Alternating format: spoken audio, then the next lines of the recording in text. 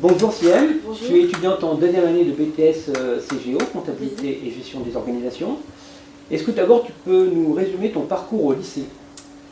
J'ai fait une seconde générale et ensuite j'ai fait un bac STG, option CFE, donc comptabilité et finance des entreprises. D'accord. Est-ce que déjà à l'époque tu aimais faire parler les chiffres? Oui, Oui? oui. C'est quelque chose qui te plaisait? Oui, surtout j'aimais pas trop les maths, mais j'aimais quand même toutes les matières comptables. Donc c'est pas parce qu'on n'est pas fort en maths qu'on peut pas faire de la comptabilité. Il y a une vraie différence entre effectivement les mathématiques et le fait de faire parler les chiffres. Ouais, c'est une logique très spéciale, donc on l'apprend petit à petit et après une fois qu'on l'a apprise, c'est plutôt simple.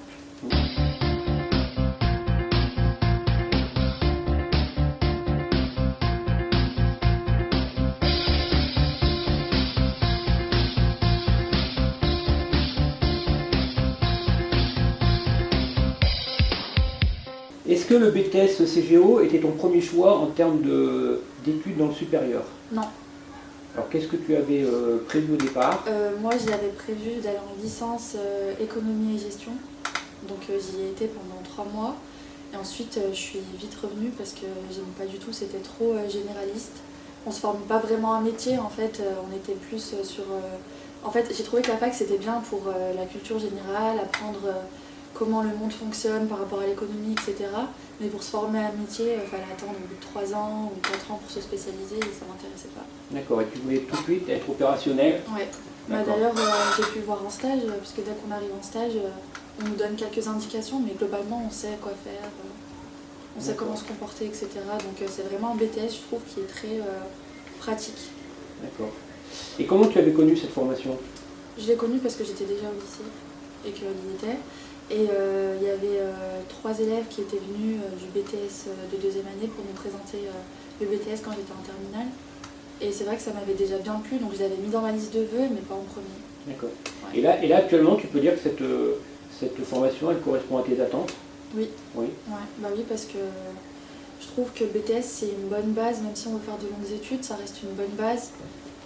Si un jour on se retrouve dans le besoin de travailler ou qu'on a envie de travailler, on peut trouver facilement du travail. Ça nous permet vraiment une bonne insertion professionnelle. D'accord. Et parmi les matières enseignées, quelles sont celles qui te plaisent le plus?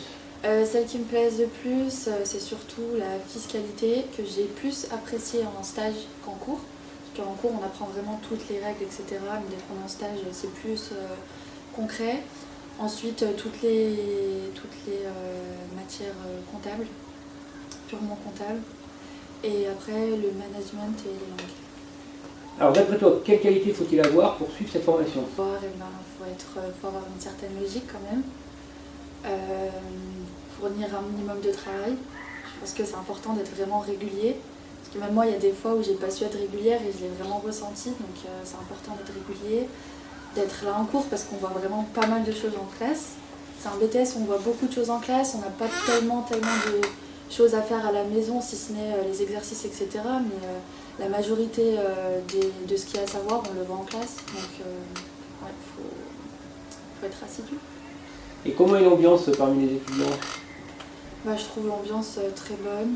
C'est vrai que même si c'est en lycée, ça change avec ce qu'on voit au collège et au lycée.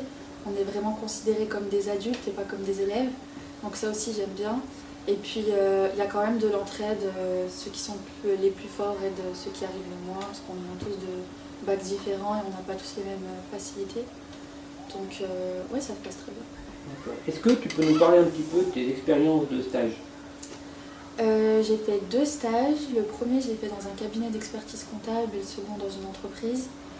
J'ai bien aimé les 2 stages, mais c'est vrai que j'ai préféré le stage en entreprise. Et pendant ce stage, on m'a montré... Par contre, j'ai plus été formée en cabinet comptable. On voit vraiment de tout, la TVA, l'impôt, les écritures comptables, la relation avec les clients, on a tous les aspects. Donc ça, j'avais aimé. Et puis en entreprise, ce que j'aimais, c'était que c'était une équipe et on voyait les mêmes personnes tous les jours. Peut-être plus stable qu'en cabinet. D'accord. Et est-ce qu'aujourd'hui, après tes différents stages, la perception que tu as des métiers de la comptabilité a changé pour toi? Oui, beaucoup. En quoi? Parce que même en arrivant ici, je pensais toujours que le comptable, c'était celui qui saisissait les écritures et puis c'est tout. Alors qu'en fait, non, c'est vraiment un travail, on va prendre les chiffres pour aider les dirigeants ou les personnes qui en ont besoin à vraiment comment dire, à guider leur entreprise dans leurs décisions.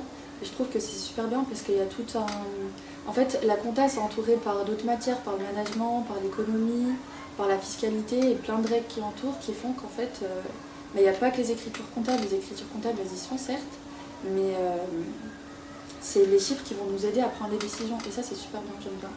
Et l'aspect communication, Oui, il est important aussi. c'est important aussi. Ouais, il est important. Puis j'ai vu par exemple en cabinet, quand un client par exemple il était inquiet par rapport à la situation de l'entreprise, le comptable il doit vraiment être là pour lui donner les réalités de son portefeuille, on va dire. Et du coup, c'est important la relation qu'on a avec les clients parce qu'on va leur dire l'état de leur entreprise, etc. Donc,